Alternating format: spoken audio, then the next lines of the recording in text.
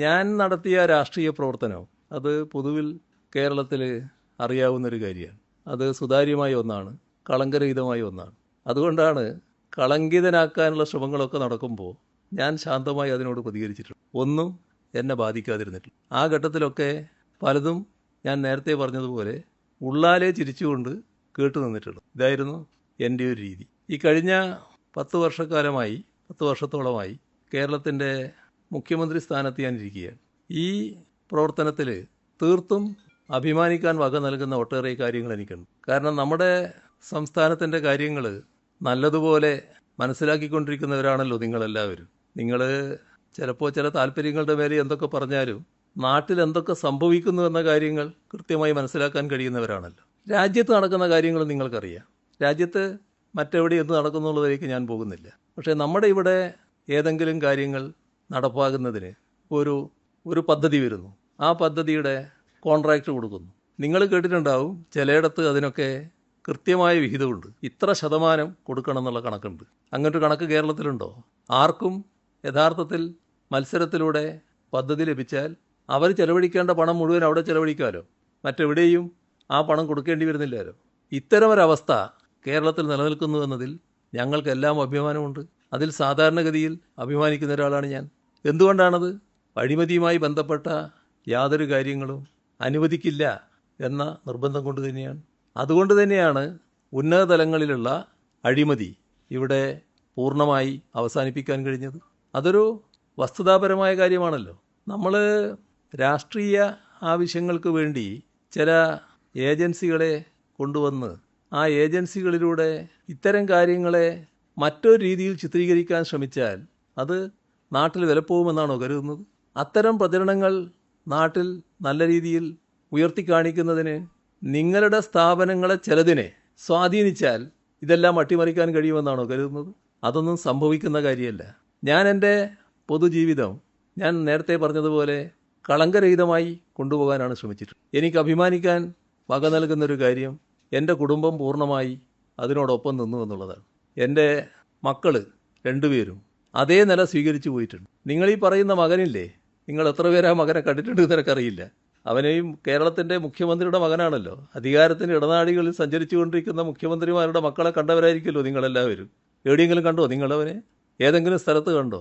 Cliff ഹൗസിൽ എത്ര മുറിയുണ്ട് എന്ന് പോലും അവൻ അറിയുമെന്ന് സംശയമാണ്. അതാണ് എൻ്റെ മകൻ്റെ പ്രത്യേകത. ഏതച്ഛനും ഏത് മകനെക്കുറിച്ചും അഭിമാനബോധം ഉണ്ടാവും. പക്ഷേ എൻ്റെ അഭിമാനബോധം പ്രത്യേക തരത്തിലുള്ളതാണ്. ഒരു ദുഷ്പേരും എനിക്കുണ്ടാക്കത്തക്ക രീതിയിൽ എൻ്റെ മക്കൾ ആരും പ്രവർത്തിച്ചിട്ടില്ല. അതുകൊണ്ടാണ് മകൾക്ക് നേരെ പലതും ഉയർത്തിക്കൊണ്ടുവരാൻ നോക്കിയപ്പോൾ അന്ന് ഞാനതിനെ ചിരിച്ചുകൊണ്ട് നേരിട്ടില്ലേ. അത് വേണ്ടത്ര യേശുന്നില്ല എന്ന് വന്നപ്പോൾ മര്യാദയ്ക്കൊരു ജോലിയെടുത്ത് അവിടെ കഴിയുന്ന ഒരാളെ, ഇവിടെ ആരാണെന്ന് പോലും പലർക്കും അറിയാത്ത ആളെ, പിണറായി വിജയൻ ഇങ്ങനൊരു മകനുണ്ട് എന്ന് ചിത്രീകരിച്ചുകൊണ്ട് അയാളെ വിവാദത്തിൽ ഉൾപ്പെടുത്താൻ വേണ്ടി നോക്കുന്നത്. അതുകൊണ്ട് വിവാദമാകുമോ? അത് എന്നെ ബാധിക്കുമോ? ഈ പറഞ്ഞ ആളെ ബാധിക്കുമോ? ഇവിടെ നമ്മൾ കാണേണ്ട കാര്യം, ആ ചെറുപ്പക്കാരൻ മര്യാദക്കുള്ളൊരു ജോലിയിലാണ് പ്രവർത്തിക്കുന്നത്. മനസ്സിലാക്കേണ്ട ഒരു കാര്യം, അയാളെ പൊതുരീതികൾ, ജോലി, പിന്നെ വീട്, ഇത് മാത്രമാണ്. ഒരു പൊതുപ്രവർത്തന രംഗത്തും അയാളില്ല സാധാരണഗതിയിൽ. തെറ്റായ ഒരു കാര്യത്തിനും ഇതേവരെ അയാൾ പോയിട്ടുമില്ല. നല്ല രീതിയിൽ ജീവിച്ചു പോവുകയാണ്.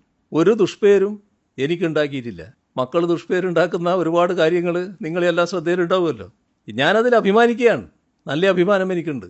എൻ്റെ മക്കളാരും എൻ്റെ രാഷ്ട്രീയ പ്രവർത്തനത്തിന് നിരക്കാത്ത, എൻ്റെ ശീലങ്ങൾക്ക് നിരക്കാത്ത ഒരു പ്രവർത്തനവും നടത്തിയിട്ടില്ല. അതാണ് കാണേണ്ട കാര്യം. അതുകൊണ്ട് ഇതൊക്കെ ഉയർത്തിക്കാട്ടി ഏതെങ്കിലും തരത്തിൽ എന്നെ പ്രയാസപ്പെടുത്തി കളയാം എന്ന് തെറ്റിദ്ധരിക്കേണ്ടതായിട്ടില്ല. പിന്നെ എവിടെയാണ് ഈ പറയുന്ന ഏജൻസിയുടെ സമൻസോ എന്താണ് സമൻസ് കൊടുത്തത്? എവിടെയാണ് കൊടുത്തത്? ആരെ കയ്യിലാണ് കൊടുത്തത്? ആർക്കാണ് അയച്ചത്? എന്താണ് മലയാള മനോരമയും ഈ ഏജൻസിയും തമ്മിൽ ഇത്ര വലിയ ബന്ധം? എങ്ങനെയാണ് വളരെ വേഗം അവരുടെ കയ്യിലേക്ക് റിപ്പോർട്ട് വരുന്നത്? ആരെയും കയ്യിൽ ആ റിപ്പോർട്ട് കിട്ടിയിട്ടില്ലല്ലോ. റിപ്പോർട്ട് കിട്ടിയിട്ട് മറുപടി കൊടുക്കേണ്ട ഒരു കാര്യം വന്നിട്ടില്ലല്ലോ. ഉടനെ പ്രതിപക്ഷ നേതാവ് സതീശനടക്കമുള്ള ആളുകൾ അതുമായിട്ട് പ്രതികരണമായിട്ട് വരികയാണല്ലോ. എന്താ മുഖ്യമന്ത്രി എന്താ പ്രതികരിക്കേണ്ടത്? നിങ്ങളൊരു കടലാസ് അയച്ചു എന്ന് പറയുന്നത് ആ കടലാസ് ഇങ്ങോട്ട് താന്ന് ഞാൻ പറയണോ? ഏജൻസികളുടേതായ രീതികൾ സ്വീകരിക്കൂലേ സാധാരണഗതിയിലുണ്ടെങ്കിൽ? ഇവിടെ തെറ്റായൊരു ചിത്രം വരച്ചു കാട്ടാൻ നോക്കുകയാണ്. ആ ചിത്രം വരച്ചു കാട്ടുന്നത് ഇത്തരം ഒരു ഉദ്ദേശത്തിലാണ്. എന്നെ മറ്റൊരു തരത്തിൽ കാണിക്കണം, സമൂഹത്തിൻ്റെ മുന്നിൽ കളങ്കിതനാക്കി ചിത്രീകരിക്കാൻ പറ്റുമെന്ന് നോക്കണം. അങ്ങനെ ചിത്രീകരിക്കാൻ നോക്കിയത് കൊണ്ട് മാത്രം കളങ്കിതനാകുമോ? നിങ്ങളെ ഇടയിലുള്ള ചിലർ ഒരാൾ ഒരു തവണ എറണാകുളത്ത് നിന്ന് ഞാൻ ഫ്ലൈറ്റിൽ പോകാൻ വേണ്ടി എയർപോർട്ടിലേക്ക് വന്നിറങ്ങുകയാണ്. അപ്പോൾ ഒരു ചെറുപ്പക്കാരൻ മാധ്യമപ്രവർത്തകരിങ്ങനെ കൂട്ടം കൂടി നിന്നിട്ടുണ്ട്. PB യോഗത്തിന് പോവുകയാണ് ഞാൻ, വളരെ വർഷങ്ങൾക്ക് മുൻപാണ്. അപ്പോൾ ഒരാൾ ചോദിക്കുകയാണ്, ആളെ മറവിൽ നിന്നിട്ടാണ്, ആരാ ചോദിച്ചതെന്ന് എനിക്കറിയില്ല. തിരിച്ചു വരുമ്പം PB മെമ്പർ ആയിരിക്കുമോ? അപ്പോൾ ഞാൻ പറഞ്ഞു, ഒന്ന് കാണട്ടെ, ഒന്ന് ഇങ്ങോട്ട് നിന്നാട്ടെ. പക്ഷേ അയാൾ പിന്നെ വീണ്ടും ഉള്ളോട്ട് പോകുന്നതാണ് കണ്ടത്, ഇങ്ങോട്ട് നിന്നില്ല. എന്തെല്ലാം കണ്ടതാണ് ഞാൻ. നിങ്ങൾ ഏതെല്ലാം തരത്തിലുള്ള സ്നേഹവാത്സല്യങ്ങൾ അനുഭവിച്ച ഒരാളാണ് ഞാൻ. പക്ഷെ അന്നൊന്നും എനിക്കൊരു കൂസലുണ്ടായില്ലല്ലോ. എന്തുകൊണ്ടാണ് കൂസലില്ലാതിരുന്നത്? ഇതുകൊണ്ട് തന്നെയാണ്. എന്നെ ഇതൊന്നും മേശില്ല എന്ന് എനിക്ക് നല്ല ഉറപ്പുണ്ടായിരുന്നു. അതുകൊണ്ട് തന്നെയാണ് അത്തരത്തിലുള്ള ആരോപണങ്ങളെ അല്പം പരിഹാസത്തോടെ നേരിടുന്നതിന് എനിക്ക് കഴിഞ്ഞത്, ശാന്തമായി നേരിടാൻ കഴിഞ്ഞത്. എത്ര വർഷമായി ഈ രീതിയിൽ തുറന്നിട്ട്? ഇവിടെ നിങ്ങളുടെ കൂട്ടത്തിലുള്ള ഒരു മുതിർന്ന മാധ്യമപ്രവർത്തകൻ ഒരിക്കൽ എന്നോട് ചോദിക്കുകയുണ്ടായി, ഞങ്ങൾ തമ്മിലുള്ള സൗഹൃദ സംഭാഷണത്തിലാണ്, അല്ല നിങ്ങളെപ്പറ്റി ഇങ്ങനെ അഴിമതിയുടെ ഭാഗമായിട്ടൊക്കെ പറയുന്നുണ്ടല്ലോ, അഴിമതിൻ്റെ ഭാഗമായിട്ട് ആരെങ്കിലും വന്നാൽ നിങ്ങളുടെ സമീപനം എന്തായിരിക്കും? ഞാൻ പറഞ്ഞ ഒരാളെ അയച്ചു നോക്കുക, അദ്ദേഹം മനസ്സിലാവുമല്ലോ.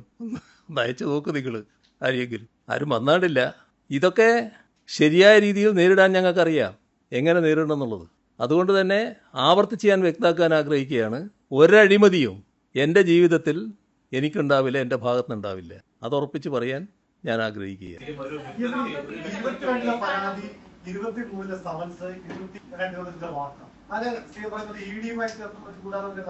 അല്ല, ഇതല്ലേ ഇവരല്ലേ വ്യക്തമാക്കേണ്ടത്. ഞാനിപ്പോ ഒരു ഗൂഢാലോചനയും പറയാൻ പോയില്ലല്ലോ.